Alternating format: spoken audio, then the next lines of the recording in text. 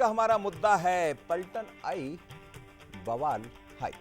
इसको देखेंगे, लेकिन उससे पहले जरा इससे जुड़ी हुई खबर देखिए, फिर चर्चा करेंगे।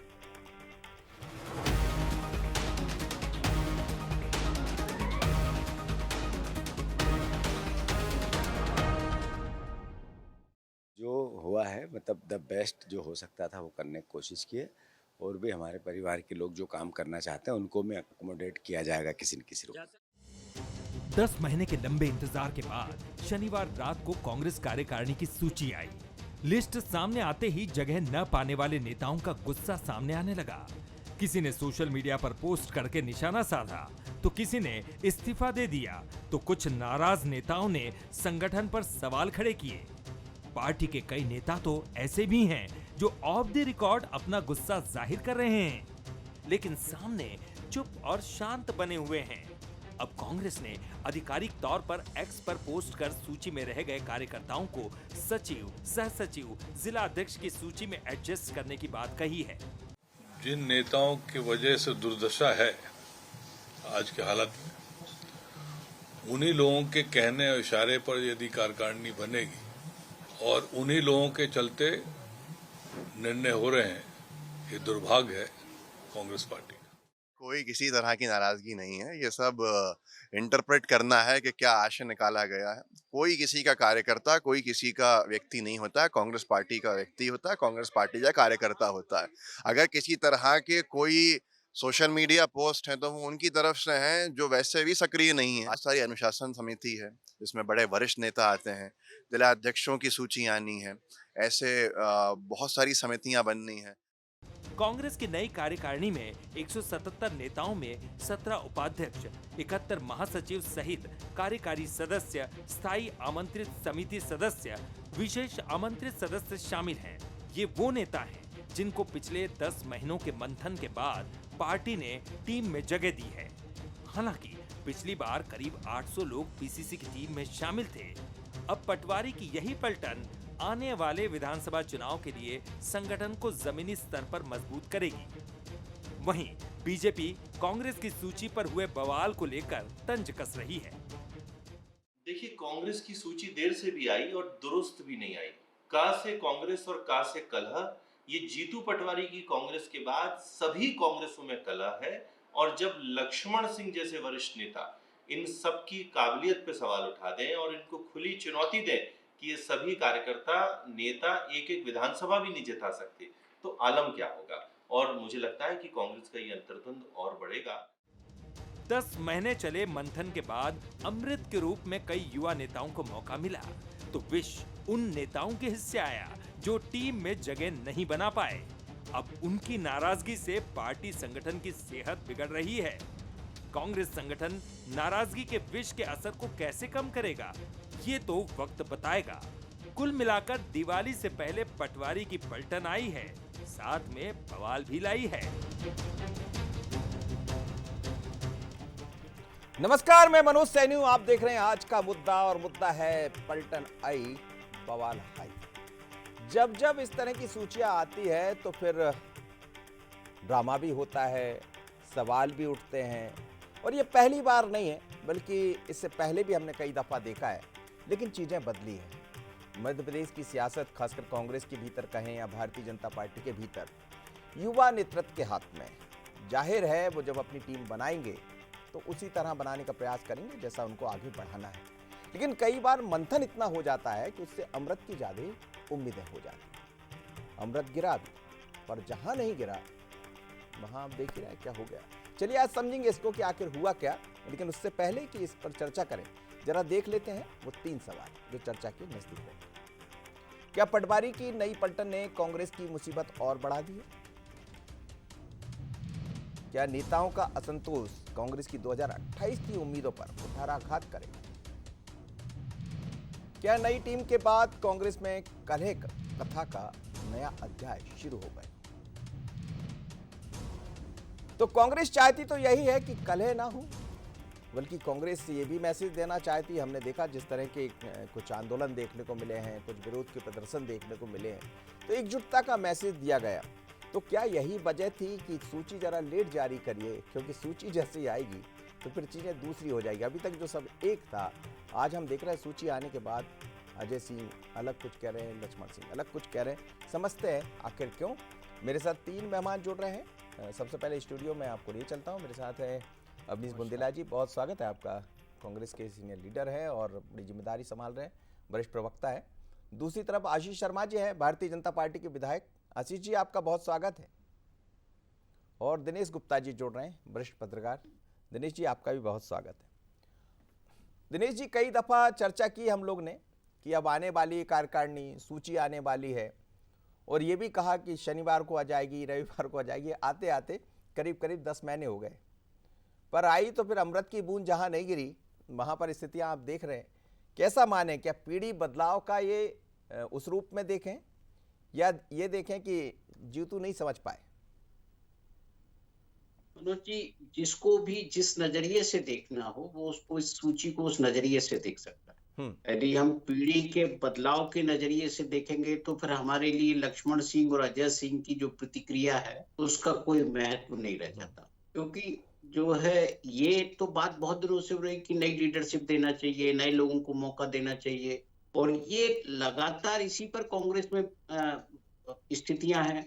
हर राज्य में यही बात होती है कि हरियाणा में जब चुनाव हारे तब भी तो यही कहा कि वो पुरानी पीढ़ी और नई पीढ़ी का जो टकराव था उससे भी नुकसान हुआ।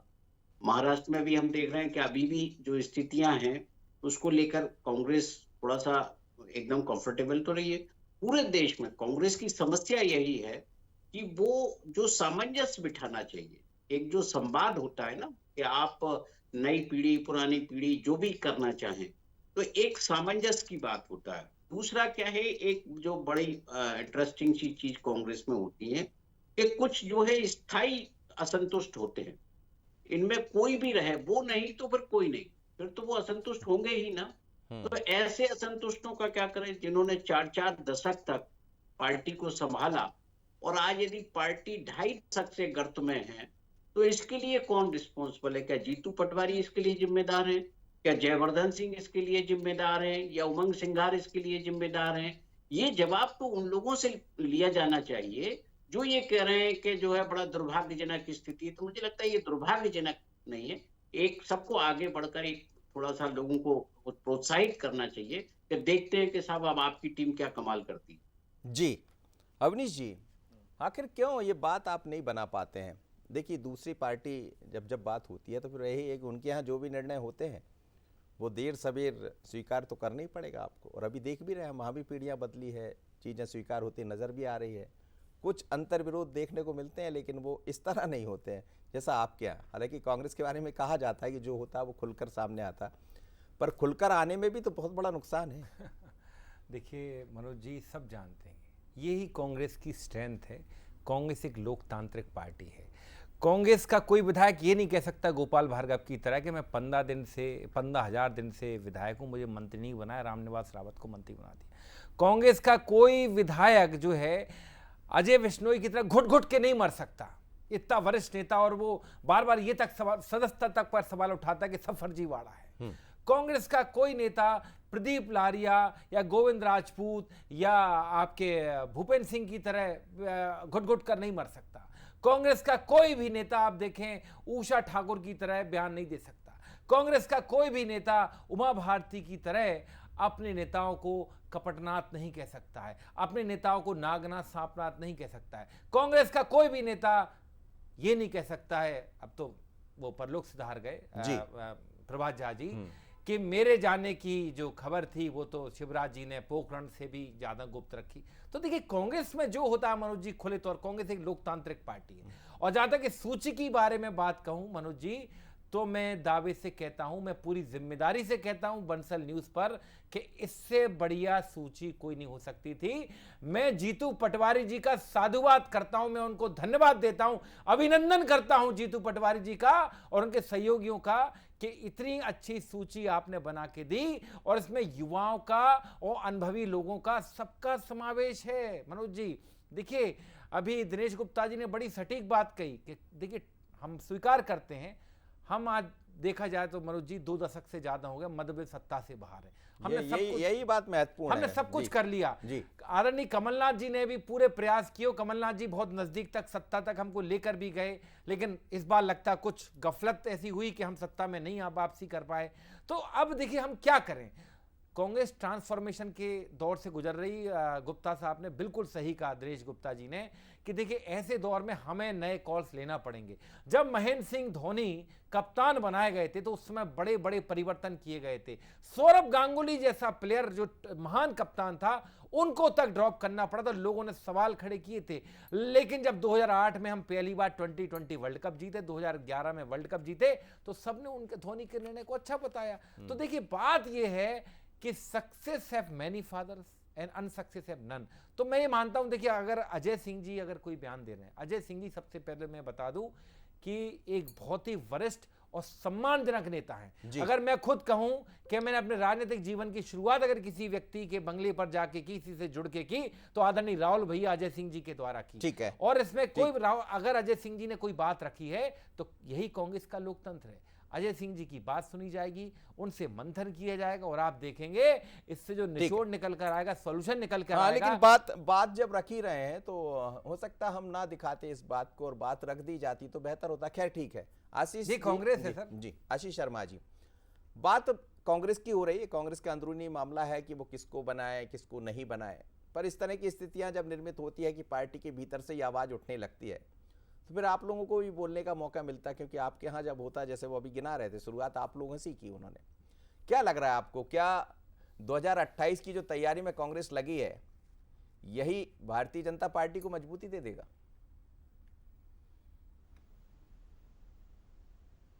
जी, लेकिन अंदरूनी मामले की खबर जब सतह पर आती है तो एक राजनीतिक दल होने के नाते हमें भी टीका टिप्पणी करने का अधिकार है।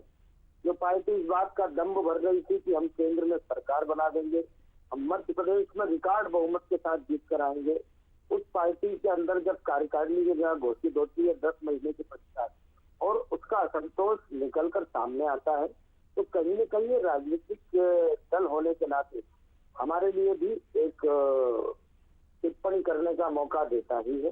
जिस तरह से कहा जा रहा है कि हम जो लोग छूट गए उनको एडजस्ट करेंगे, जब एडजस्ट करने की बात आती है तब समझ लीजिएगा कि संगठन का कोई मायना नहीं है, पद का कोई मायना नहीं है। 177 लोगों की कार्यकारिणी बनी है और अभी आप देखिएगा, अभी तो 177 है, 1 महीने बाद हो सकता है आपको 200 मिल जाए, आपको 250 मिल जाए। हमारे यहाँ पिछले संगठन के दौरान हमने देखा कि एक जिले में 4-4, 5-5 महासचिव हुआ करते थे। एक जगह तो एक मोहल्ले में 2 प्रदेश उपाध्यक्ष हुआ करते। तो कांग्रेस के संगठन के बारे में तो सब लोग जानते ही हैं, क्योंकि ये सूची दिल्ली से फाइनल हुई है। दिल्ली दरबार तक जिन लोगों की पहुंच रही होगी वहां से ये लोग बनकर आ गए होंगे। और रही बात कि ये संगठन जो बना है कि 2028 का मुकाबला कर पाएगा कि नहीं कर पाएगा, 28 में इसमें से बहुत सारे लोग रहेंगे, लेकिन जो इनके नेता हैं वो तो 23 में भी थे, 24 में भी थे। 23-24 में जब नेता कुछ कमाल नहीं कर पाए तो फिर आगे 28 में क्या कमाल होगा इसकी उम्मीद किसी को ने लगा रखी हो कांग्रेस के पदाधिकारी ने तो अच्छी बात है, लेकिन हमको तो कोई लगता नहीं कि कोई चमत्कार इसके द्वारा हो जाएगा। रही बात, अवनीश जी कह रहे थे कि भाजपा में कोई ऐसा कहता है, भाजपा के सब कार्यकर्ता अनुशासित। हमने कांग्रेस के बड़े से बड़े नेता को ये सुनते हुए भी सुना है टीवी पर कि राहुल गांधी का नेतृत्व किस तरह से लोगों ने स्वीकार किया। इतने चुनाव के बाद भी वो कोई चमत्कार नहीं कर पाए। क्या परिवार का सदस्य होने के नाते हम उनको नेता मान लें? मध्य प्रदेश में जब कमलनाथ जी की सरकार थी तब किस तरह से लक्ष्मण सिंह जी के बयान आते थे, उमंग सिंघार जी के बयान आते थे, किस तरह से मंत्रियों के अंदर में आपस में अंतर्विरोध चलता था। उसके बाद भी आज भी आपकी पार्टी के नेता ही आपकी कार्यकारिणी पर उंगलियां उठा रहे हैं। हम तो कुछ सही नहीं रहे। इसलिए जो नेता है, प्रदेश का नेतृत्व है, आपका संगठन है, और उसमें सामंजस्य का अभाव इस कार्यकारिणी में रहा है, ऐसा मैं मानता हूं। और अपने अपने लोगों को उपकृत करने का भाव भी रहा है जो अपना नहीं था। जिस तरह से कहा है कि अमृत निकला है, विषय निकला है, तो अपने अपनों को अमृत बांट दिया गया है, तो भी सब लोगों के लिए छोड़ दिया गया है। ठीक है सर, आपके प्रश्न में जी आशीष जी। दिनेश जी, आप जैसा कह रहे थे, आपने कहा कि मेरी भी वही आपसे कहना था, लेकिन क्या कैसे इसको समझें आखिर स्थितियां कैसे सुधरेंगी? देखिए, एक तरफ तो भारतीय जनता पार्टी जो लगातार आपने भी कहा कि सत्ता में बनी हुई है और सत्ता के लिए सत्ता का आंकड़ा भी बढ़ जाता है, 163 के लगभग वो पहुंच जाते हैं। फिर यही वरिष्ठ नेताओं के लेकर ये कहा जाता है कि सामंजस्य नहीं है। अभी कुछ मंचों पर दिखे भी कुछ ऐसे कार्यक्रम जिससे कुछ उम्मीदें जगी। रास्ता कहां से दिखाई देता आपको, कैसे निकलेगा इसको? नहीं, देखिए मनोज जी, जो रास्ते की बात है तो वो तो कांग्रेस के नेता किस उसके अपने स्ट्रेटजी के साथ आगे बढ़ रहे हैं, ये तो उन्हीं को पता होगा कि वो किस तरह की रास्ता संसद वहां विधानसभा में पहुंचने का रास्ता ढूंढ रहे हैं या विपक्ष में बैठने का। देखिए, एक मौका मिला, 18 में मिला, फिर 23 का जब चुनाव आया कि आप 18 से बुरी स्थिति में पहुंच गए। तो कहीं ना कहीं कांग्रेस का केवल ये असंतोष नहीं है कि केवल असंतोष के कारण कांग्रेस हारती है। कांग्रेस में तो कोई आज की बात नहीं है कि ये असंतोष हो रहा है। कांग्रेस तो पहचानी इसी के लिए जाती है और वो इसे कहते हैं ना, जिंदा पार्टी यदि कोई है तो उस तरह का उसका व्यवहार है। लेकिन किस तरह का जिंदा, कि जो लोग जिंदा हैं वो नजर आते हैं कि जिंदा है। आज यदि आपको लग रहा है कि जीतू पटवारी ने उनके साथ अन्याय किया है, तो क्या अजय सिंह, जो भी 20-25 विधायक हैं, उनको साथ लेकर राहुल गांधी के पास धरना दे सकते हैं क्या? क्या केवल बयानों से कांग्रेस को नुकसान करेंगे? पुरानी जब कांग्रेस की राजनीति देखेंगे ना, तो जो लोग हुआ करते थे, जो छत्रप थे, जो नेता थे, उनके पास जन समर्थन और नेताओं का समर्थन इतना होता था कि वो परिणाम बदलने में समर्थ होते थे। इसलिए जो है कहीं ना कहीं पार्टी उनके दबाव में झुकती थी। जब आप 4 दशक जब आप जो है 3-4 दशक से राजनीति कर रहे हैं और 2 दशक से आपने सत्ता से कांग्रेस पार्टी को बाहर बिठा रखा है, तो आपकी सुन कौन रहा? भाई, आपने आपका हीरा कितना जो है खरा है, ये तो आप 4 चुनाव में बता चुके ना। तो पार्टी देख चुकी है, परख चुकी है, सब कुछ कर चुकी है। अभी भी आपको लगता है तो आप देखिए, चाहे ज्योतिरादित्य सिंधिया से लेकर रामनिवास रावत तक के बहुत सारे उदाहरण हैं। और भारतीय जनता पार्टी के दरवाजे किसी के लिए बंद नहीं है। जिसको जाना है वो चला जाए। जीतू पटवारी की सामर्थ्य होगी तो वो बैठ जाएंगे, नहीं अन्यथा इस प्रदेश में जो है एक दलीय व्यवस्था कायम हो जाए तो कोई आश्चर्य नहीं। बहुत बड़ी बात आप कह रहे हैं। और जिस तरह चीजें हैं, यदि हो सके तो अजय सिंह जी का एक, मैं पीसीआर से चाहूंगा अजय सिंह जी का बयान यदि सुनवा पाए तो जरूर सुनवाइएगा एक बार कि आखिर वो क्या कह रहे थे। तो पहले जरा सुन लेते हैं कि क्या कहा अजय सिंह, जो कि कांग्रेस के वरिष्ठ नेता है, और उसके बाद हम आगे बढ़ेंगे। अजय सिंह जी जी अजय कांग्रेस की जिन नेताओं की वजह से दुर्दशा है आज के हालत में, उन्हीं लोगों के कहने और इशारे पर यदि कार्यकारिणी बनेगी और उन्हीं लोगों के चलते निर्णय हो रहे हैं, ये दुर्भाग्य है कांग्रेस पार्टी का। तो चलिए, अजय सिंह जी ये कह रहे हैं कि जिन नेताओं के कारण पार्टी की ये स्थितियां हैं, उन्हीं के कारण यदि ऐसा हो रहा है।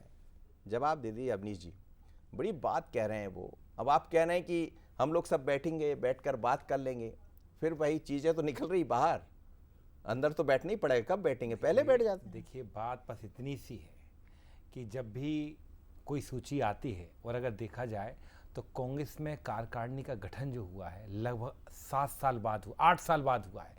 अरुण यादव जी के समय कार्यकारिणी का गठन हुआ था। मनोज जी, आपको भी जानकारी जी।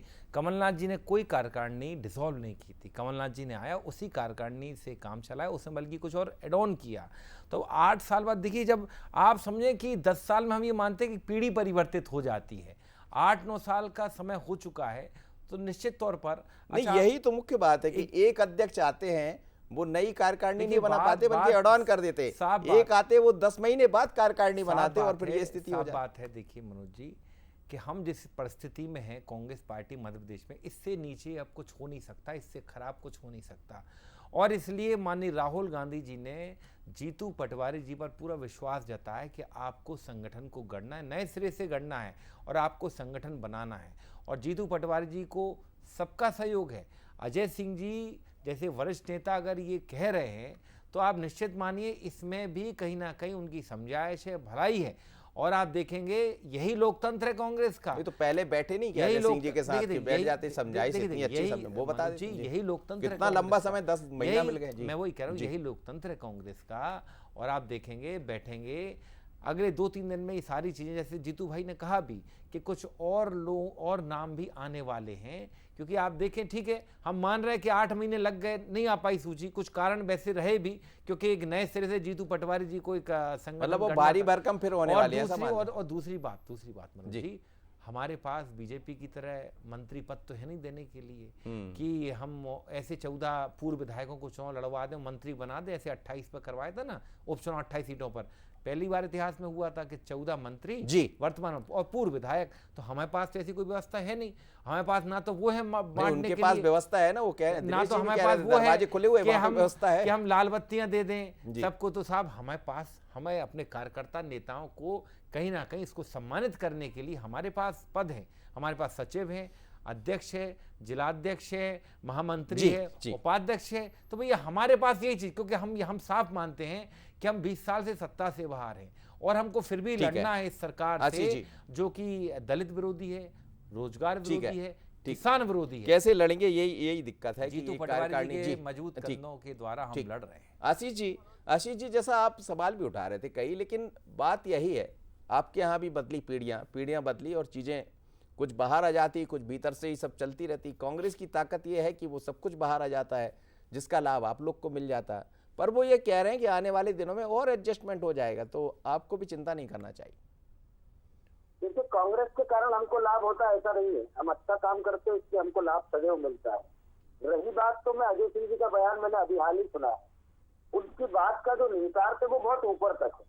उनका ये कहना है कि जिन लोगों के कारण कांग्रेस की हालत हुई है आज उन्हीं के कहने पर या उन्हीं के उससे कार्यकारिणी बनाई जा रही है। आपको याद होगा कि पहले राहुल गांधी के नेतृत्व पर भी इस तरह के सवाल कांग्रेस के द्वारा उठाए गए थे, मध्य प्रदेश के कुछ नेता भी उसमें शामिल थे। और जीतू पटवारी जी ने बार बार ये कहा कि दिल्ली से लिस्ट फाइनल होने वाली है, दिल्ली में चर्चा हो चुकी है। तो कहीं न कहीं ये निशाना उनका सिर्फ जीतू पटवारी पर नहीं है, अजय सिंह जी का निशाना उनके केंद्रीय नेतृत्व तक भी है कि आपको मध्य प्रदेश के बारे में ज्यादा जानकारी या नहीं है। जिन लोगों को आपने किसी के कहने पर किसी के नाम से बना दिया है, उन लोगों से कांग्रेस का बेड़ा पार नहीं है। इसलिए मैं ऐसा मानता हूँ अजय सिंह जी अपनी बेबाक बयानबाजी के लिए जाने जाते हैं।